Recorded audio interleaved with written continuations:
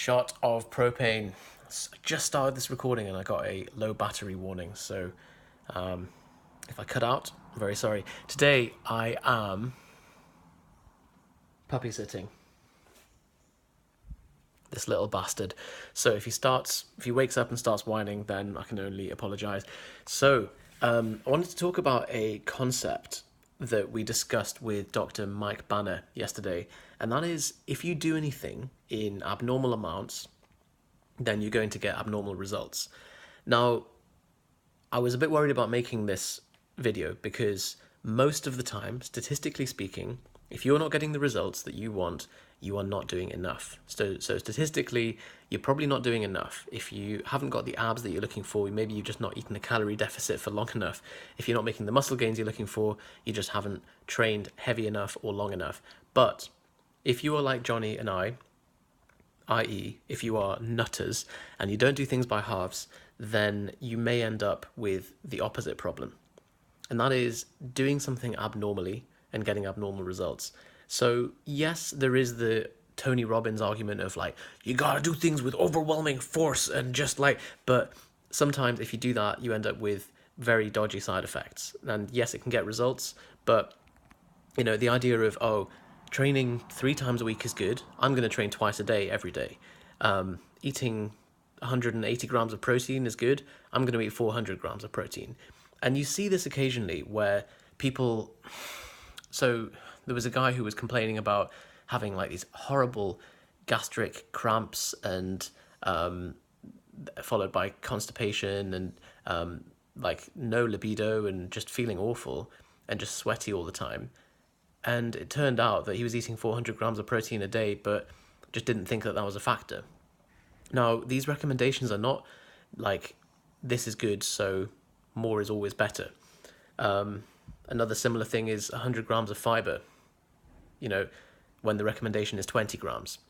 So the body is a very delicately balanced system, and eating 20 grams of fiber might help your bowels to move nicely. Eating 100 grams might actually stop them from working.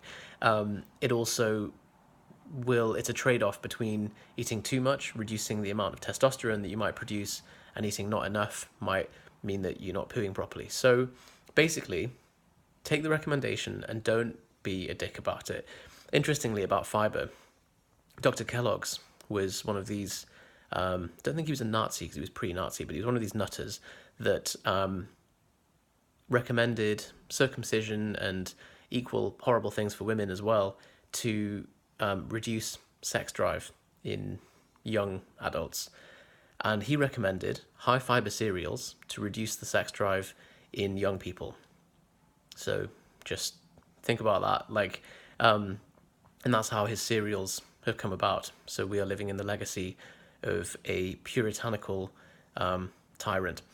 Anyway, what I was going to say, yeah, if it fits your macros, is another approach that, yes, we took the piss with, and we demonstrated that it can be done, but there are going to be downsides of that in terms of dental health and not getting your micronutrition in, eating stuff that is not going to be very satiating.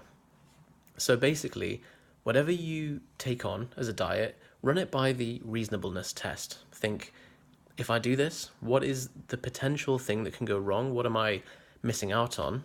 So a keto diet or a vegan diet, whatever, and what could be the potential impact of that if I were to take that to the extreme? We have got really lean. We have got really fat in the past. And both of those were done in the pursuit of physique, but ended up with unintended side effects. Both of us ended up getting sub 7% body fat and developing what is basically a clinical eating disorder as a result. And it was only because we had a coach at the time that could gradually take us out of that those symptoms started to lift. I ended up slipping a disc. So I've got a herniated disc now because the level of training required to go from normal levels of strength training up to competitive powerlifting standard is an abnormal jump in the demands that you place on your body. Plus, ignoring the signs and just having this kind of blinkered view in the pursuit of a single goal meant that I got abnormal results. And I've only got myself to blame for that. I have to accept the responsibility that I put an abnormal input in, I got an abnormal output. So similar, I mean, there's so many examples. Meditation, 10-day meditation retreat, it's going to be potentially psychologically destabilizing because you're suddenly doing something that is way more than a standard minimum recommended dose, and you're pounding it, and you're going to get unpredictable results.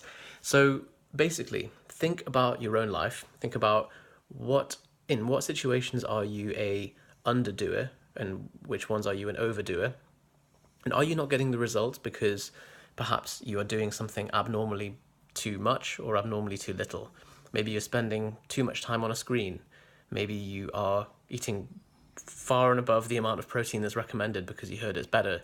Maybe your calorie deficit is far too large or far too little. So have a think about that stuff and take some lessons from us, because I don't want you to be herniating a disc because of the blind pursuit of strength. Take the lesson from us, realize that we have made all the stupid mistakes so you don't have to. Guys, if you have any other questions, let us know in the comments, send us a DM, slide in, and I will see you in the next shot of propane.